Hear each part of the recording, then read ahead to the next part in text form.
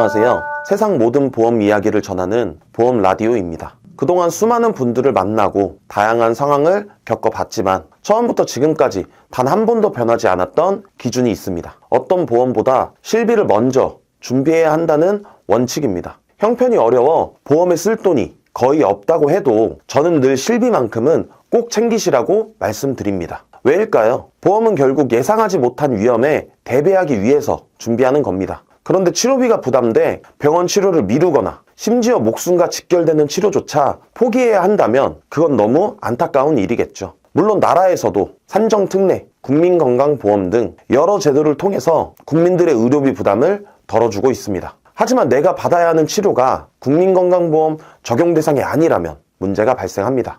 특히 비급여 치료는 금액이 너무 높아서 아무리 필요한 치료라도 포기하는 경우도 생기죠. 이에 대한 대비책이 실손보험입니다. 급여든 비급여든 실제 발생한 의료비의 상당 부분을 보장해주기 때문에 비싼 비용으로 치료를 포기하는 상황을 막을 수 있는 방파제가 되어줍니다. 여기서 한 가지 자료를 보겠습니다. 지금 보시는 자료는 실손보험의 손해율 현황입니다. 2022년에는 101%, 2023년에는 103%, 그리고 2024년에는 99%였는데요. 보험회사가 보험료로 100만 원을 걷었을 때 거의 그대로 100만 원을 보험금으로 지급했다는 뜻입니다. 심지어 어떤 해는 받은 돈보다 더 많은 금액을 보험금으로 내보낸 거죠. 그만큼 소비자 입장에서 가성비가 가장 좋은 보험이라는 겁니다. 몇몇 분들은 실비도 필요 없다 또는 보험이 무작정 싫다 하는 분들도 있는데 보험은 저축이나 재테크가 아닙니다. 경제적 리스크를 대비하는 수단이죠. 본 광고는 광고심의 기준을 준수하였으며 유효기간은 심의일로부터 1년입니다. 보통 우리들이 실비를 가지고 있고 병원에서 치료를 받았다면 가장 먼저 하는 일이 뭘까요? 바로 보험금 청구입니다. 그런데 치료 직후 보험금을 청구했을 때 불이익을 받을 수 있다는 사실 알고 계셨나요? 실제로 보험금 청구 때문에 문제가 생기는 경우는 크게 두 가지로 나뉩니다. 첫 번째는 앞에서 말씀드렸듯 치료 직후 바로 청구했을 때 문제가 될 수 있고, 두 번째는 보험금 청구 과정에서 조사가 나오고 보험사 요청으로 어떤 서류에 서명을 했다가 문제가 되는 경우입니다. 치료 직후 바로 청구했을 때 문제가 되는 사례부터 먼저 살펴보시죠. 사실 생각해보면 조금 어이가 없습니다. 우리가 보험을 준비한 이유는 치료받고 나서 보험금 청구를 하려고 가입한 거 아닌가요? 그런데 정작 청구를 하면 손해를 볼 수 있다. 이건 소비자 입장에서 너무 억울한 일입니다. 청구를 하지 말라는 건 아니고요. 언제 어떻게 해야 불이익 없이 청구할 수 있는지를 차근차근 알려드리겠습니다. 보험금 청구에서 알고 있어야 하는 서류는 딱 두 가지입니다. 진료비 영수증과 진료비 세부 내역서. 이 두 가지가 중요한 이유는 돈 들이지 않고 발급받을 수 있기 때문이죠. 이 두 개만 있으면 대부분의 통원 치료는 문제없이 청구가 가능합니다. 입원이나 수술을 받았다면 입퇴원 확인서, 수술 확인서 정도만 추가로 준비하시면 되고요. 예외로 청구 금액이 고액이거나 치료 내용이 복잡할 경우 보험사에서 추가 서류를 요청하는 경우도 있긴 하지만 기본적으로는 지금 말씀드린 이 정도 서류만으로 청구가 가능하죠. 여러분의 실비가 2009년 10월 이전에 가입한 실비라면 사용한 치료비에서 90% 또는 100%까지 보장받으실 수 있습니다. 그 이후에 가입하신 분들도 가입 시기에 따라 70에서 90% 보장받을 수 있죠. 그런데 이렇게 좋은 실비를 함부로 청구했다가는 받는 돈보다 나가는 돈이 더 많아질 수 있다는 사실 알고 계셨나요? 이게 도대체 무슨 말이야? 하며 답답하게 느끼실 수도 있습니다. 하지만 걱정 안 하셔도 됩니다. 보험금은 정상적으로 다 청구하면서 불이익은 피할 수 있는 간단한 방법도 분명히 있습니다. 그러면 왜 보험금 청구는 치료 직후 바로 하면 안 된다는 이런 얘기가 나오게 된 걸까요? 가장 큰 이유를 먼저 말씀드리겠습니다. 실비보험이나 진단비, 수술비, 운전자 보험이든 보험금 청구를 하려면 반드시 보험금 청구서를 작성해야 합니다. 그리고 이 청구서 안에는 이름, 주민번호, 주소, 연락처 같은 여러분의 개인정보가 전부 들어가게 되죠. 여기서 중요한 건 의료 기록은 개인정보라 보험사가 마음대로 들여다볼 수 없습니다. 하지만 보험금 청구 이력은 얘기가 다릅니다. 보험금 청구를 한 순간 그 이력은 ICPS 또는 ICIS라는 보험신용정보 종합 시스템에 고스란히 기록됩니다. 즉 내가 어떤 병원에서 어떤 형태로 얼마나 자주 보험금을 청구했는지가 전산상에 그대로 남는다는 뜻이죠. 그리고 중요한 사실이 하나 더 있습니다. 손해보험사든 생명보험사든 어떤 회사든지 상관없이 보험 가입 시에는 이 청구 이력을 전부 조회할 수 있습니다. 쉽게 말하면 이렇습니다. 내가 새로 보험을 가입하려고 할 때 보험사는 내 과거 청구 이력을 대부분 열람할 수 있고, 이 기록이 많거나 특정 패턴이 있으면 가입심사에서 불리하게 작용할 수 있다는 거죠. 여기서 꼭 기억하셔야 할 점이 있습니다. 보험금 지급은 사유가 발생한 날로부터 3년까지 청구가 가능합니다. 서류만 미리 잘 정리해두고 1년 전 치료든 2년 전 치료든 충분히 청구가 가능하다는 뜻입니다. 이 자료를 보시면 지금까지 말씀드린 내용이 훨씬 더 쉽게 이해되실 겁니다. 우리가 보험을 가입할 때 반드시 알려야 하는 고지사항들인데요. 많은 분들이 이 고지 의무를 헷갈려 하시기도 하고, 실무에 있는 설계사들도 많은 애를 먹죠. 조금 더 구체적으로 쉽게 설명드리겠습니다. 첫 질문은 최근 3개월 이내에 진단을 받았거나 질병 의심 소견, 치료나 약 처방을 묻습니다. 다음으로 1년 이내 추가 검사 또는 재검사 이력을 확인하죠. 마지막으로 5년 내에 보는 이력들이 많습니다. 입원이나 수술, 계속하여 7일 이상 치료, 30일 이상 약 처방과 5년 이내 암, 백혈병, 고혈압, 협심증, 심근경색, 심장판마증, 간경화증, 뇌졸중, 당뇨병, 에이즈, 치질에 대한 진단, 치료, 입원, 수술, 투약이 있었는지에 대한 질문을 하죠.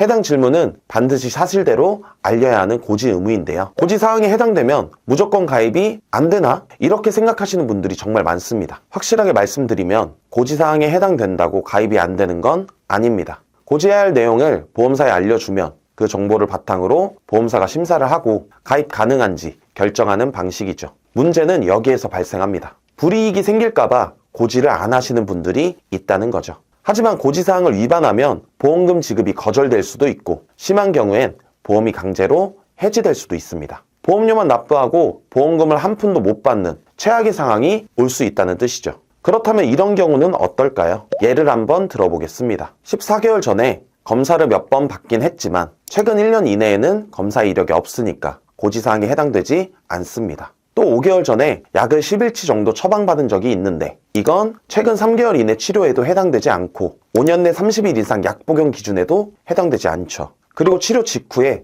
보험금 청구를 했습니다. 고지사항 기준으로 봤을 때 아무 문제 없이 가입 가능한 사람이죠. 그런데 실제로는 보험사에서 가입 거절, 심사 연기, 부담보 승인 같은 예상치 못한 결과가 나올 수 있습니다. 보험금 청구 이력이 조회되면 보험사는 해당 치료가 어떤 병력이었는지 더 자세한 자료를 요청하기도 하고, 만약 그때의 질병 코드가 회사의 인수 기준을 벗어나 있다면 가입 거절될 수도 있습니다. 실무에 있다 보면 이런 사례를 자주 접하게 되죠. 매달 이런 것들 때문에 정말 좋은 조건으로 안내해 드릴 수 있었던 고객님들을 놓칠 때도 있어서 늘 아쉬운 마음입니다. 치료 직후 바로 보험금을 청구하게 되면 고지사항에 해당하는 내용이 전혀 없음에도 그 청구 이력 때문에 심사에서 불이익이 생기는 안타까운 상황이 발생할 수 있다는 거죠. 특히 도수치료는 여러 차례 받게 되는 경우가 많습니다. 그런데 이 치료를 7회 이상 받게 되면 해당 이력이 5년간 고지사항으로 따라붙게 되죠. 심지어 한두 번만 받았더라도 보험사에서는 보수적으로 보기 때문에 심사 과정이 까다로워질 수 있습니다. 만약 앞으로 보험 가입 계획이 있으시다면 청구를 잠시 미루거나 당분간 치료 자체를 쉬는 것이 더 유리하게 적용할 수 있죠. 그럼 보험금 청구는 언제, 어떻게 하는 게 가장 유리할까요? 앞에서 말씀드렸던 3.15 고지사항을 다시 떠올려보면 이해할 수 있습니다. 먼저 치료 과정에서 입원이나 수술이 있었다면 3번 5년 내 알릴 의무에 해당합니다. 즉 청구를 하든 안 하든 이미 고지 대상이기 때문에 이런 경우 고민할 필요 없이 치료가 끝난 직후 바로 청구하시는 게 맞습니다. 반면 1번 3개월 내 치료나 2번 1년 내 추가검사 재검사에 해당하는 경우는 조금 다릅니다. 이 정도 기간이라면 고지사항에 벗어날 때까지 기다렸다가 보험 가입을 하는 것이 현실적으로 크게 어렵지 않은 기간입니다. 이해를 돕기 위해 예를 들어 보겠습니다. 8개월 전에 두통이 있어서 검사를 받았는데 특별한 원인이 나오지 않았고 증상도 좋아져서 더 이상 병원을 가지 않았다고 가정해보죠. 특별한 원인이 나오지 않았다를 보험에선 상세불명의 두통으로 봅니다. 두통을 꽤 까다롭게 보죠. 단순 두통이 아닐 수도 있고 재발 가능성, 숨겨진 질환 가능성을 보수적으로 보기 때문입니다. 하지만 청구 이력이 없다면 8개월 전에 방문했으니 4개월만 지나면 1년 이내 추가검사, 재검사 고지 대상을 벗어날 수 있습니다. 4개월 이후에는 문제없이 가입할 수 있죠. 보험금 청구 기간은 치료일로부터 3년 이내이기 때문에 두통 진료비는 가입 후에 청구하면 되겠죠. 고지 의무를 정확하게 지켰기 때문에 보험사가 문제 삼을 수 없습니다.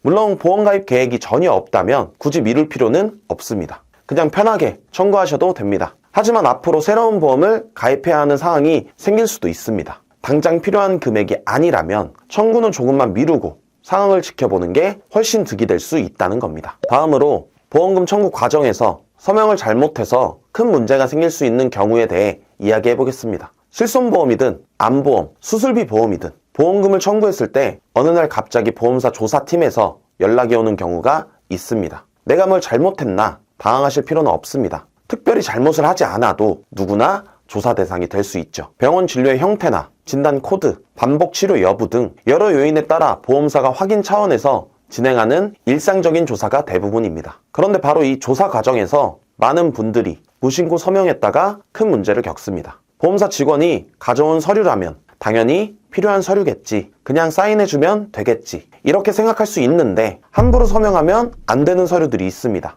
나는 보험도 필요 없고 앞으로 가입할 생각 없다, 이런 분들은 뒤로 가기를 누르셔도 괜찮습니다. 하지만 보험을 하나라도 갖고 계신 분들은 반드시 알고 계셔야 합니다. 이건 과장도 공포 마케팅도 아닙니다. 실제로 자주 발생하는 문제죠. 첫 번째는 근거자료 제출을 거부했을 때입니다. 보험사가 보험금을 지급하려면 어떤 질병을 진단받았는지, 어떤 치료를 받았는지, 얼마의 비용이 지출됐는지 이 사실들이 확인돼야겠죠. 그런데 정당한 이유 없이 진단서나 치료 확인서 같은 기본 서류 제출을 하지 않으면 보험사는 당연히 확인이 필요하기 때문에 조사자를 배정하게 됩니다. 두 번째는 첫 번째와 비슷한 맥락이지만 의미가 조금 다릅니다. 제출된 근거 자료가 부정확하거나 사실 여부가 명확하지 않을 때입니다. 환자의 상태와 실제 진단 내용이 서로 맞지 않거나 검사 결과와 치료 내용이 어딘가 어울리지 않거나 치료 목적과 처방 약제가 아무 관계 없는 경우에는 보험사 입장에서도 이게 정확한 청구가 맞나 하고 의심이 생길 수밖에 없습니다. 예를 들어 장염 때문에 병원을 방문했는데 처방받은 약이 장염 치료와 전혀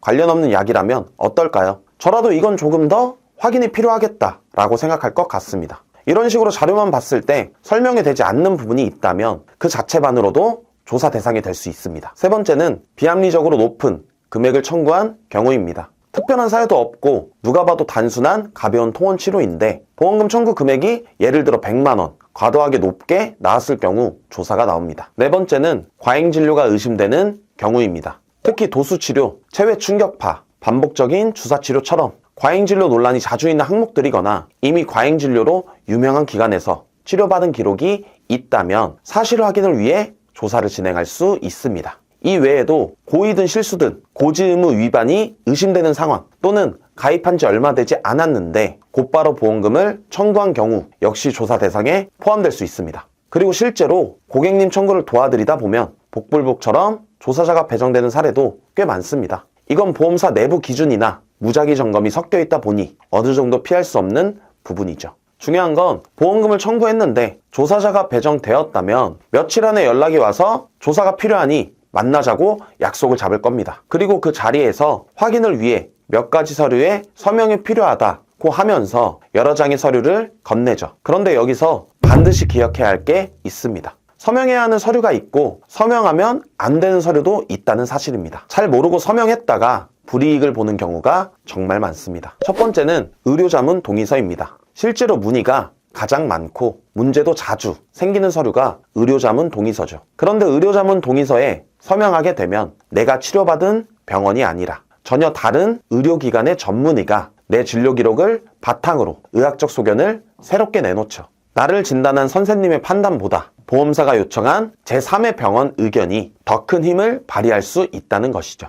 보험금 청구 과정이 실제로 어떻게 흘러가는지 실비보험을 기준으로 말씀드리면 보험금 청구를 하면 보험사는 특별한 문제가 없을 시 3영업일 이내에 지급하도록 되어 있습니다. 하지만 제출된 서류만으로 판단이 어렵다고 느끼는 경우 보험사는 조사를 진행하죠. 이때 추가 확인이 필요하다고 판단되면 손해사정사가 병원에 직접 방문해서 필요한 자료를 더 확보하거나 진료 기록을 세부적으로 확인하는 절차를 거치게 되고 그 조사 과정에서 등장하는 것이 의료자문 요청입니다. 환자가 치료받은 병원에서 제출한 자료만으로는 판단이 부족하다고 느끼거나 다른 전문의의 의견을 참고하고자 할 때 환자가 치료받지 않은 제3의 의료기관의 의견을 요청하기 위해서 여러분의 동의가 필요하기 때문입니다. 그래서 조사자들이 의료자문 동의서에 서명을 부탁하는 거죠. 어떤 경우 서명을 해줘야 하고 어떤 경우에는 하면 안 될까요? 사실 이 부분은 상황마다 달라서 이게 정답이다 라고 말하기는 어렵습니다.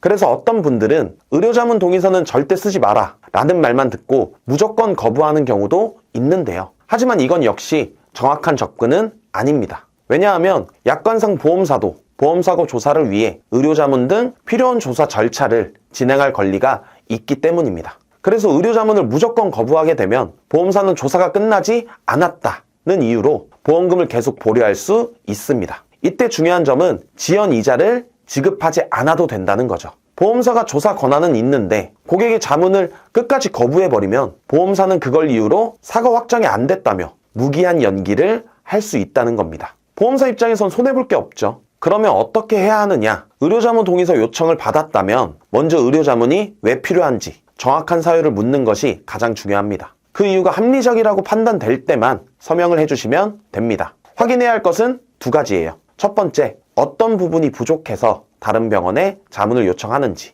두 번째, 이후 조사 과정이 어떤 절차로 진행되는지. 이 두 가지를 명확히 설명해 달라고 요구해야 합니다. 보험사에서 이러이러한 이유로 의료자문이 필요하다고 설명을 하더라도 저를 가장 잘 아는 사람은 저를 실제로 진료했던 의사입니다. 필요한 추가 소견은 제 주치의에게 받아 제출하겠습니다 라고 대항하는 게 최고입니다. 하지만 보험사 입장에선 다른 의사의 의견도 필요하다 할 수 있겠죠. 이렇게 나오는 경우에도 역시 대응 방법이 있습니다. 이게 정말 꿀팁인데요. 그건 바로 동시감정 제도를 요청하는 겁니다. 제3의 상급 병원에서 보험회사와 환자가 함께 감정을 받는 거죠. 이 동시감정 제도는 보험사에 요청할 수 있고 모든 비용은 보험회사가 전액 부담합니다. 보험사나 해당 고객분도 공평하겠죠. 금전적으로도 부담할 게 없고요. 보험사마다 절차나 양식이 조금씩 다르지만 카톡으로 의료자문 동의 요청이 오는 경우도 있습니다. 우리 입장에선 이런 생각이 들기도 하죠. 보험사와 연계된 병원에서 자문을 받으면 혹시 보험사에 유리하게 해석해서 불이익이 있지 않을까.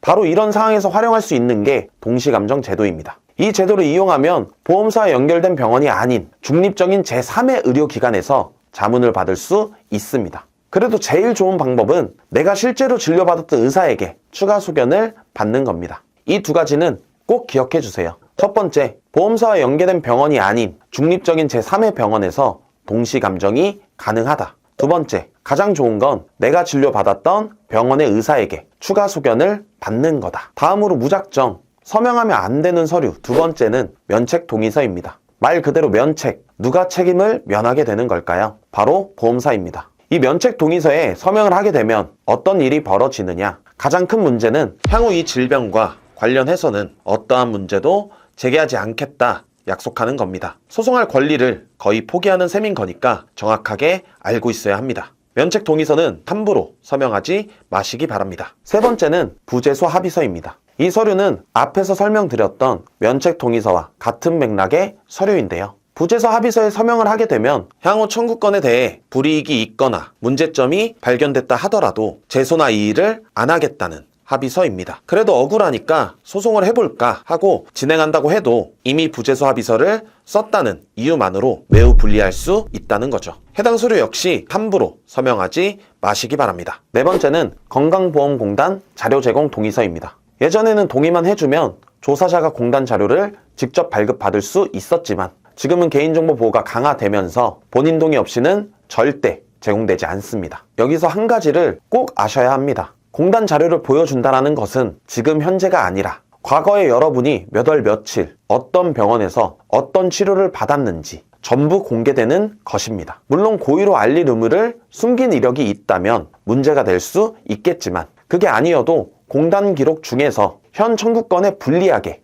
해석될 만한 이력이 포함되어 있을 가능성도 있습니다. 예를 들어 과거에 비슷한 증상으로 병원을 자주 방문했다거나 다른 진료 기록 때문에 불리하게 작용할 수 있다는 거죠. 우리가 굳이 동의해줄 의무도 없으니 동의하지 마시기 바랍니다. 다섯 번째는 국세청 연말정산 자료 동의서입니다. 이 서류는 건강보험공단 자료와 비슷한 맥락인데요. 여러분이 병원에서 치료받고 카드나 현금 영수증으로 결제한 내역은 국세청 연말정산 자료에 고스란히 남아 있습니다. 조사자는 이 자료를 통해 어느 병원에서 언제 어떤 치료를 받았는지 전부 확인하려고 하는 거죠. 해당 결제 내역을 토대로 실제 그 병원에 방문해서 여러분의 모든 의료 기록을 확인하게 됩니다. 즉 지금 청구한 건과 상관없는 과거의 진료 기록까지 모두 들여다보게 되는 겁니다. 하지만 이 서류 역시 필수 제출 서류가 아닙니다. 보험금 심사에 꼭 필요한 법적 의무가 있는 것도 아니고요. 따라서 굳이 동의하거나 서명해 주실 필요가 전혀 없습니다. 개인 의료 정보는 민감한 정보이니 가능한 한 스스로 지키시는 것이 가장 안전합니다.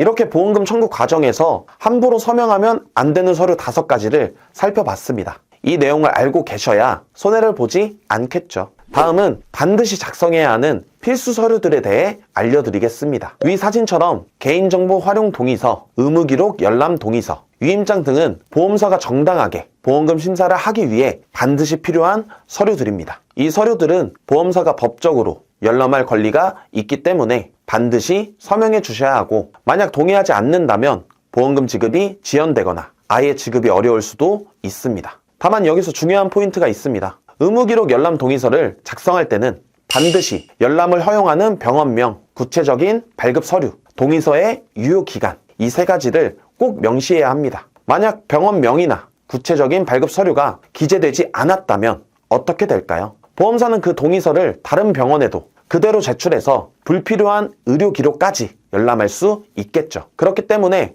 의무기록 열람 동의서는 병원명과 발급 서류를 제한해서 작성하는 게 중요합니다. 이렇듯 보험은 가입하기 전부터 신경 쓸 것이 많고 가입한 이후에도 챙겨야 할 부분이 계속 존재합니다. 고객 입장에서도 보험 가입했으니까 끝이 아니고 설계사 입장에서도 팔았으니까 끝이 아니라는 거죠. 오늘 영상은 문제가 생기기 전에 미리 대비하기 위한 습관입니다. 이미 조사 과정에서 요구하는 서류들에 전부 서명해버린 뒤라면 그때는 돌이키기가 정말 어렵습니다. 그래서 평소에 이런 부분들은 꼭 기억해 두시고 조심하셔야 합니다. 보험은 꼭 필요합니다. 하지만 제대로 모르면 정작 보호받아야 할 때 손해를 볼 수 있는 것도 사실입니다. 결국 마지막 방어선은 본인의 주의와 대비입니다. 여러분 모두가 앞으로 불필요한 피해 없이 정당한 보험 혜택을 온전히 받으시길 바랍니다. 오늘 영상이 유익했기를 바라며 구독, 좋아요, 알림 설정 부탁드리고 가까운 분들에게 공유해 주시면 감사하겠습니다. 다음에도 유익한 영상으로 찾아뵙겠습니다.